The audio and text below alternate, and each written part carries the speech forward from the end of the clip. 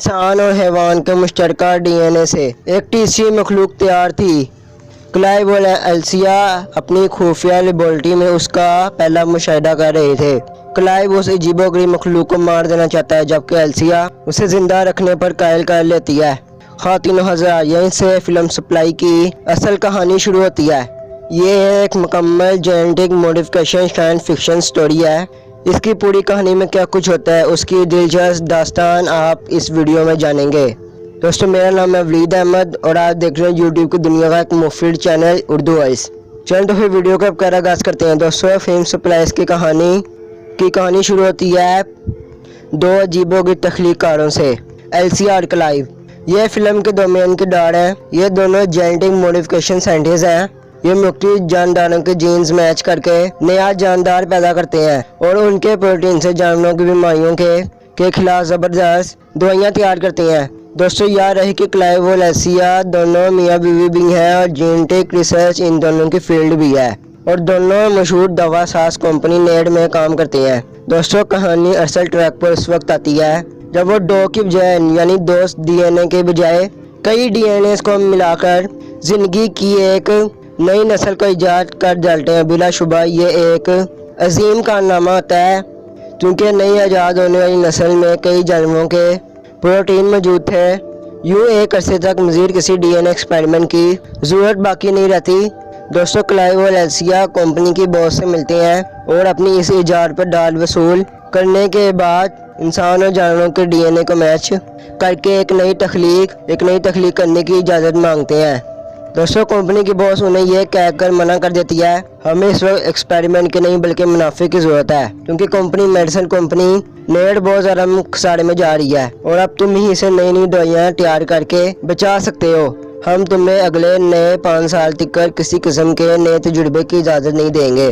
दोस्तों, बहस और तकरार के बाद क्लाइव और एल्सिया मीटिंग से उठाते हैं और शदीद नाराज़गी के बाद एक दूसरे से कहते हैं कि हम अपनी ज़िंदगी के 5 साल हरगिज़ भी बर्बाद नहीं करने वाले।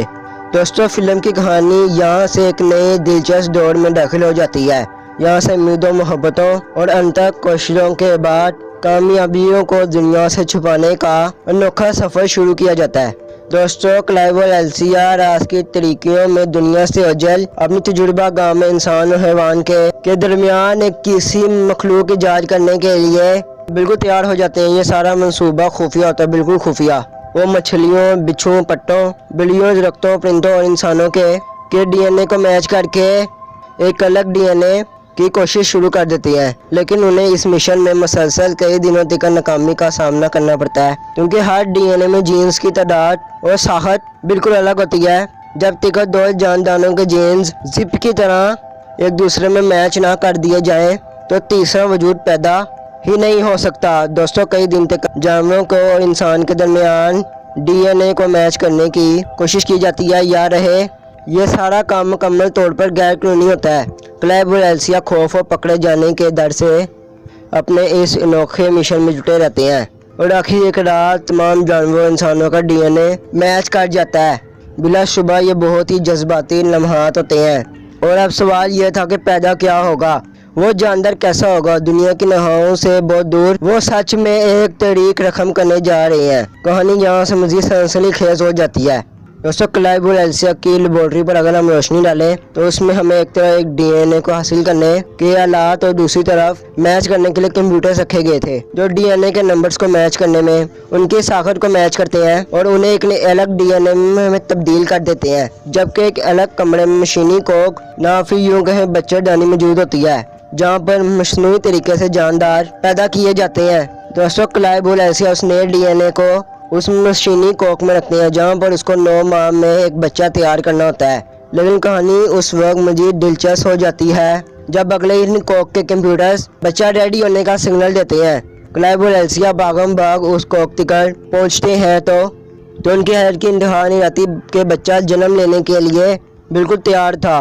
और दोस्तों, वो बच्चा किस तरह जन्म लेता है, कितनी मुसीबतें पैदा करता है, क्लाइव और एल्सिया कितने खौफज़दा होते हैं, ये एक अलग दास्तान है जो कि फिल्म में दिखाई गई है।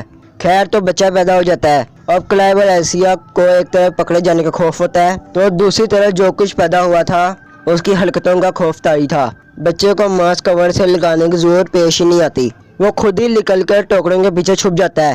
کلائیو اسے زہریلی گیس سے مار دینا چاہتا ہے کیونکہ وہ پکڑے جانے کے خوف سے مسلسل ذہنی اذیت کا شکار ہوتا ہے، جبکہ ایلسیا اس کو زندہ رکھ کر جاننا چاہتی ہے۔ آخر انہوں نے تخلیق کیا ہے۔ ایلسیا اور کلائیو کے درمیان تلک کرامی بھی ہوتی ہے، البتہ ایلسیا جیت جاتی ہے۔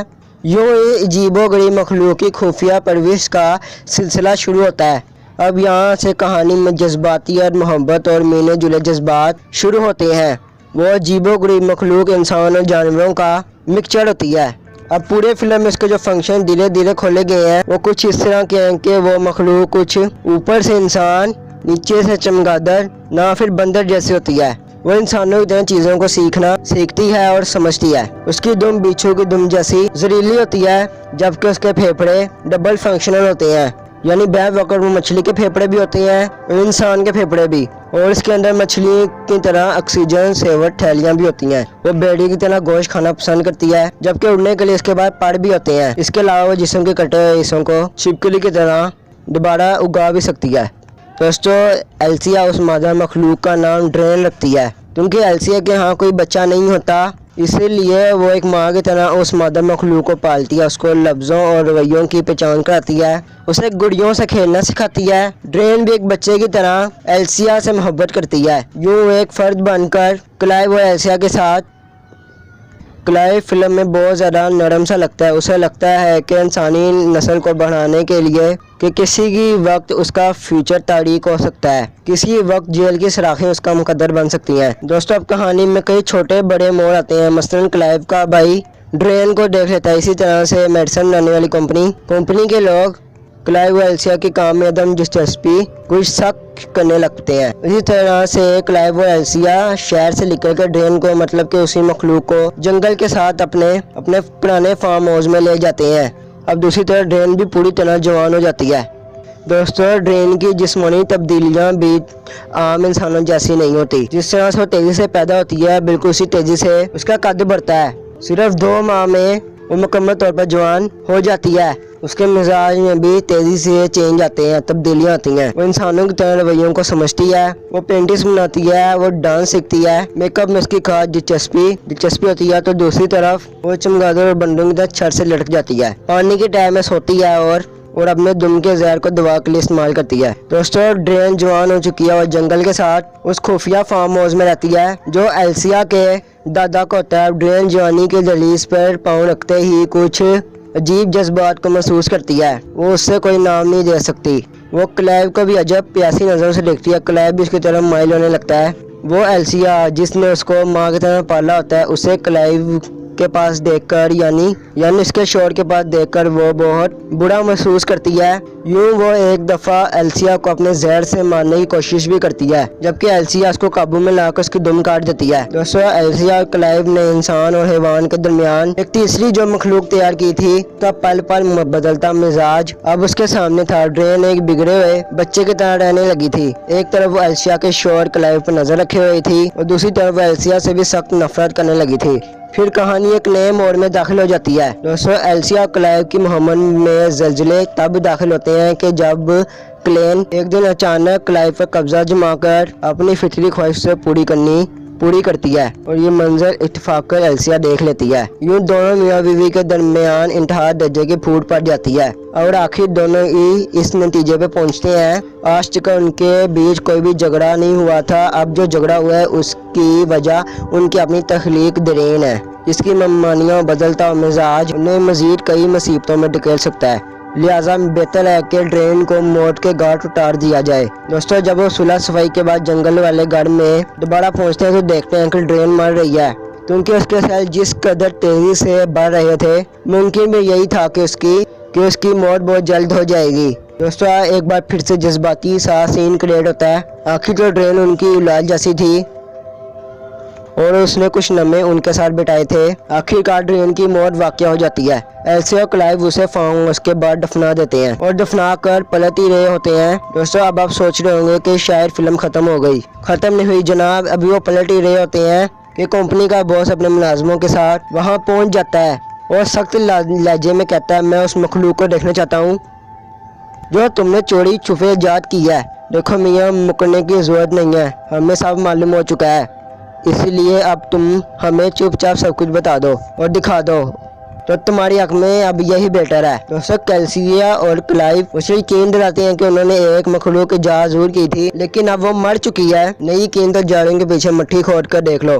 कंपनी का बॉस और क्लाइव उस कब्र तिगड़ आती हैं, मगर ये क्या, खबर खुली हुई थी और ड्रेन की लाश गायब थी। क्लाइव और एल्सी अभी हैरान और परेशान ही होते हैं, आखिर हुआ क्या, ड्रेन की लाश कहाँ गई। कि ड्रेन उन्हें उड़ती हुई छत की तरफ जाती दिखाई देती है और अब वो पहले से ज़्यादा ताकतवर और मर्दाना खर्दो खाल के साथ उनके सामने आती है। क्लाइव देखता है कि अब वो फीमेल की बजाय मेल होती है। अब ये कैसे मुमकिन है, इस चीज़ को फिल्म से ज़रा हटकर आपको समझना होगा। दोस्तों, समंदरों में मछलियों कुछ ऐसी इकसाम भी हैं जो एक वक्त बाद अपना जेंडर चेंज कर लेती है, मेल फीमेल हो जाता है और फीमेल मेल हो जाती है। आप गूगल पर क्राउन फिश, मोरेल्स और गोबीर फिश को सर्च कर सकते हैं, आपको तमाम मालूमात मिल जाएगी कि किस तरह समुद्री मछलियाँ, जो कुछ मछलियों की इकसाम जो एक वक्त पर जो मर्द से औरत और मर्द जो है औरत में तब्दील हो जाता है, ये भी एक कुदरत का हकीकी निज़ाम है। अब फिल्म में ड्रेन को मेल से फीमेल होते हुए कन्वर्ट होता हुआ इसीलिए दिखाया गया क्योंकि उसके डीएनए के अंदर जेंडर चेंजर में मछली का डीएनए शामिल होता है। लिहाजा मेल बनने के बाद ड्रेन क्लाइव की बीवी एल्सिया पर टूट पड़ता है। यूँ एक ज़बरदस्त लड़ाई शुरू होती है और अब हमें वहाँ एक ऐसा दिलचस्प नज़ारा देखने को मिलता है जिसका हम तस्वुर ही कर सकते हैं। हमें फिल्म के आखिर में इंसान अपनी तख्लीक के हाथों बुरी तरह पिटता हुआ दिखाई देता है, जो कि इस बात की गवाही है कि इंसान कभी भी खालिक के दर्जे तक नहीं पहुंच सकता। दोस्तों, कंपनी का बॉस अजीबोगरीब मखलूक को देखता है, यानी ड्रेन को देखता है तो छुपने की कोशिश करता है, तो अब ड्रेन उसे उठाकर फिजा में ले जाती है और ऊपर से उसे छोड़ती है। नीचे आते ही उसकी हड्डी पसली एक हो जाती है, जबकि क्लाइव का भाई भी उस वक्त वहाँ मौजूद होता है तो ड्रेन के डंग से वो भी मारा जाता है। अब क्लाइव और एल्सिया भागकर पानी की नहर की तरफ आते हैं और उसी नहर में की टैब में ड्रेन पानी के लिए छुपी होती है। क्लाइव जो ही किनारे पर आता है तो उसे अंदर खींच लेती है। यूं कई मिनट की लड़ाई के बाद एल्सिया के अलावा सारे मारे जाते हैं। फिर ड्रेन जो मेल बन चुकी है एल्सिया का रेप करती है। इसी दौरान क्लाइव जो जख्मी हालत में था गिरता पड़ता एक नोकदार लकड़ी उठाकर ड्रेन की कमर में उतार देता है और ड्रेन पलट कर क्लाइव को मार देती है। यहाँ क्लाइव और ड्रेन दोनों की मौत हो जाती है। अब सिर्फ एल्सिया बचती है, जिसे फिल्म के आखिर में हमला दिखाया गया है और कंपनी के डायरेक्टर इसे कह रही होती है, यकीनन अब इस बच्चे की पैदाइश के बाद हम डीएनए के उस नए असरात तक पहुंचेंगे जिससे इंसानों और जानवरों के दरमियान एक नई नस्ल का आगाज हुआ था। लिहाजा इस बच्चे को हरगिज़ ज़ाया न किया जाए। यूँ दोस्तों, ये फिल्म अपने इख्तिताम को पहुंचती है। दोस्तों, ये थी मेरे इस चैनल की पहली science fiction movie explain video. उम्मीद है कि आपको ये वीडियो आज की पसंद आई होगी। अगर आपको ये वीडियो पसंद आई हो तो नीचे कमेंट करके मुझे ज़रूर बताइएगा। सो अब दोस्तों, ये वीडियो बनाने में मिनट काफ़ी लगी है, तो दोस्तों इस वीडियो को ज़रूर लाइक कीजिएगा। अगर आप चैनल पर नए चैनल सब्सक्राइब कीजिएगा, क्योंकि ऐसी इंटरेस्टिंग हायर एंगेज वीडियोस आपके चैनल पे आती रहेंगी। तो फिर मिलते हैं एक और नई इंटरेस्टिंग हायर एंगेज वीडियो में, तब तक के लिए अल्लाह हाफिज़। इंसान